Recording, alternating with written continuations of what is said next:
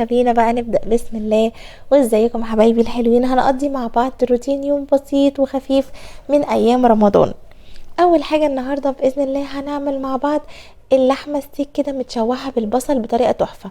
جبت اللحمة وشوحتها في زبدة وفضلت اقلبها يمين وشمال لحد ما اتصدمت كده وخدت اللون اللي انتوا شايفينه ده. جبت قطعة من الزبدة وفيها حطيت فيها شرايح اللحمة وقعدت اقلبها يمين وشمال بس كده. واول ما ابتدت تتصدم بقى وتاخد لون من الجنبين وتبدأ ان هي تنشف بقى شوية، حطيت عليها كده زي كوباية من المية المغلية، وهديها رشة من الفلفل، وهحط لها بقى ورق لورا وحبهان وشوية بقى المنكهات دي، بس مش هحط غير كده بس دلوقتي، ومعلقة من السكر. هو ده بس اللي انا عملته. حطيت المية المغلية وحطيت فلفل ورق لورا وحبهان هسيبها بقى، هغطيها، هدي عليها النار واغطيها. يلا بينا بقى نبل التمر بتاعنا. بجيب التمر بتاعنا العادي خالص وببتدي ان انا بقى ابله باللبن واخليه اللبن الدافي واغطي عليه عشان يبدأ ان هو يبقى كويس بقى على الفطار. يوم لذيذ كده وبسيط من ايام رمضان الجميلة. هنعمل بقى وصفة كده حلوة قوي النهاردة من قمر الدين.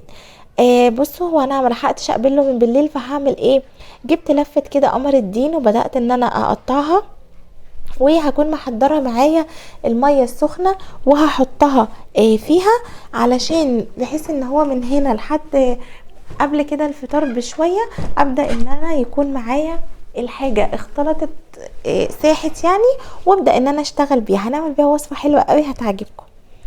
واحط بقى الميه السخنه وهركنها على جنب. كل ده واللحمه معانا حاطه لها الميه المغليه ومهديه عليها النار وعايشه حياتها.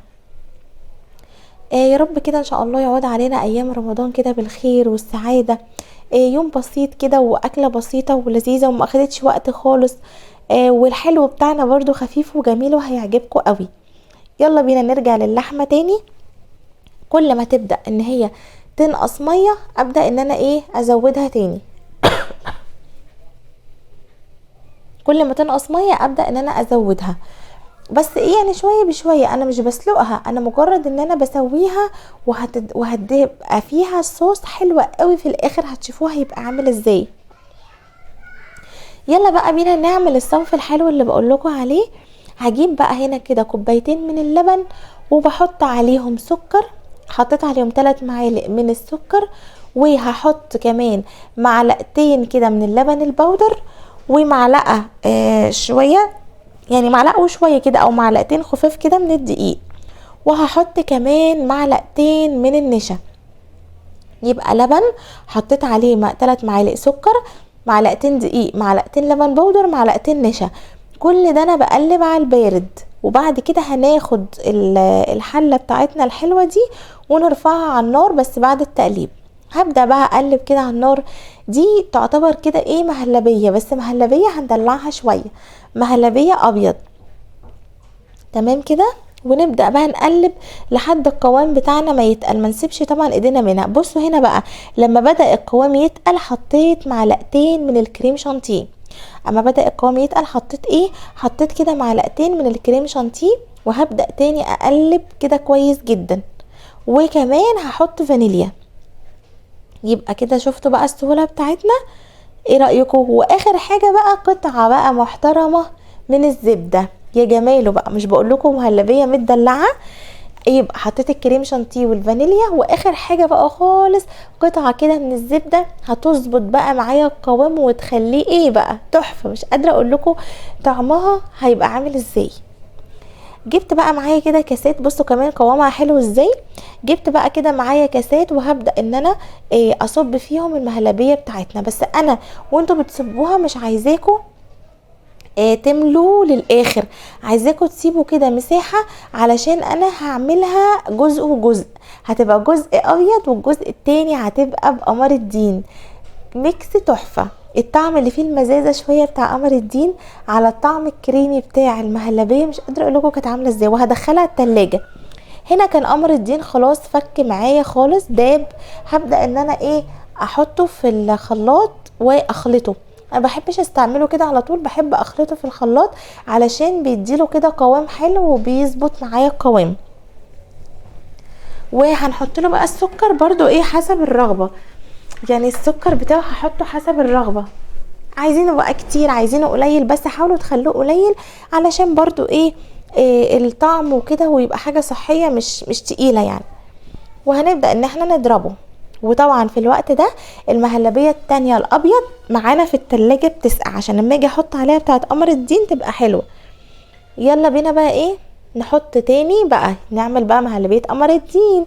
هنحط كده بقى معلقتين حلوين من النشا، وهنبدا نقلب على البارد. وما ننساش ان هنا قمر الدين اخد السكر بتاعه تمام، فمش هنحتاج بقى ان احنا ايه نحط له سكر تاني. وابدا كده بقى اقلب كده على البارد، وبعد كده اخده ارفعه على ايه على النار.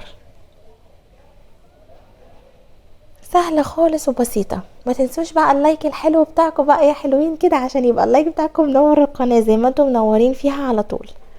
رفعته على النار وهبدأ بقى اقلب، وما سيبش ايدي منها برضو لحد لما برضو ايه ياخد القوام بتاعنا التقيل. سهله جدا جدا مفيهوش اي حاجه. بصوا هو بدأ يفقفق اهو ويتقل، شايفين ازاي؟ في الوقت ده بقى هبدأ اسيبه يهدى.